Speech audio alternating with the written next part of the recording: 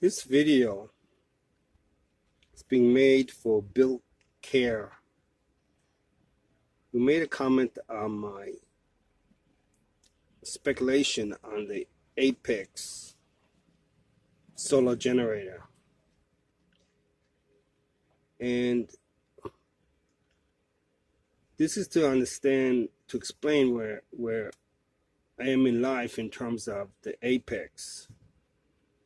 This is the Kodiak. And notice the indicating lights on the Kodiak from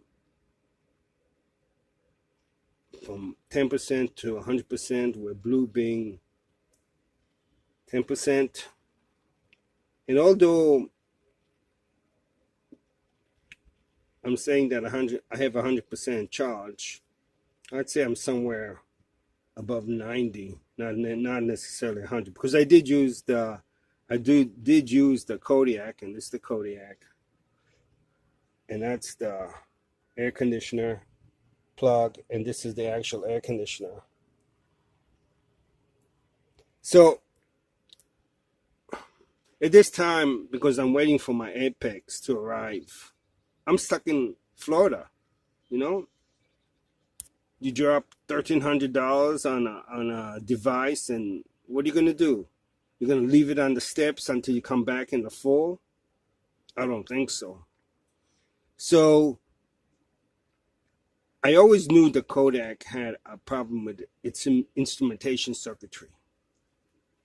You know, if you look over my videos where I stress the battery, you constantly hear about a instrumentation problem with the Kodiak.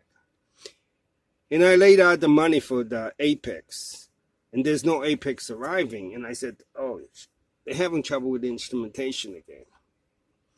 So I made the video, but this is how it is. There's really three circuits, but I'm going to go with just two basic circuits in the Apex. And it is the power circuit, which is made of the MTTP solar controller and the battery. And they don't care about nothing. The MTTP knows what it has to do. The MPTT solar controller is going to charge up the battery no matter what the instrumentation shows. And the fact that I wasn't getting the light, I was concerned I wouldn't know where it was. But the reality of life, you don't even need to know. All you got to do is know that no matter what happens, the battery is being charged by the MTTP controller.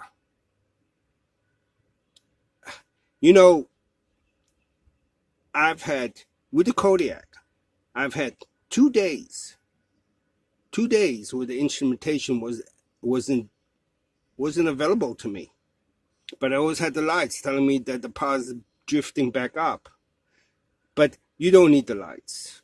You just got to know that the MTTP controller is going to charge the battery. And that's irrelevant of instrumentation. So I really appreciate Bill Carr comment, because it made me think about it. Because there was a stage that I was going to say, hey guys, you haven't shipped me my Apex. For one thing, I'm having to be in Florida. And the next thing is, give me back my money. You know, no, you didn't ship it yet. Give me back my money. And I was concerned about the instrumentation on the side of the Apex. But thinking over really carefully about Bill's comments on the speculation of the Apex, I came to the conclusion it's truly irrelevant what my eyes see. It's truly irrelevant what my mind should think about the battery. All I got to know is the MTTP is going to do its job. The MPTT is going to fire up that battery as quickly as it can. And I think I'm going to be as happy with the Apex as I am with the Kodiak. So thank you for resolving that issue in my mind. And we'll have to see how the Apex will handle the instrumentation for the whole spectrum.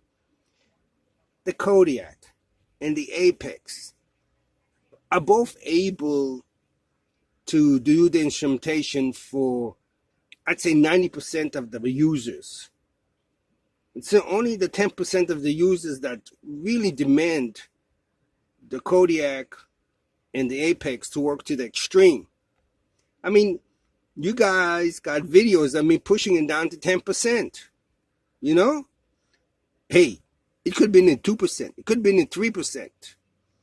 All it said is one light on, 10%. Where it was within the range of 0 to 10, I have no idea.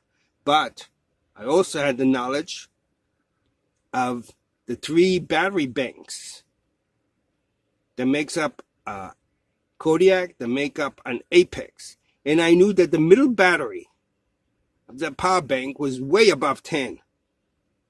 And of course, I was lucky. I seemed to always be awake when it was down to 10, and I just would shut it off. And never had a problem with the Kodiak. I don't expect to have a problem with Apex. And I'm going to maybe making a bunch of videos for you guys that if you follow, you won't have any problems with the Apex and you won't have any problems with the Kodiak. And although Energy doesn't make it, I'll mention a new restriction on the Kodiak that I think one should follow if they just want a carefree use of the Kodiak. Hey guys, it's 96 yesterday, and I used the Kodiak to lower the vent on fan. I used the Kodiak to lower the air conditioner fan, to lower it to 82. I used the AC on the vent to lower it to 77. Middle of the night, I woke up at 81. Fired up my air conditioner in the van. Lowered it to 76. Woke up, it was 75.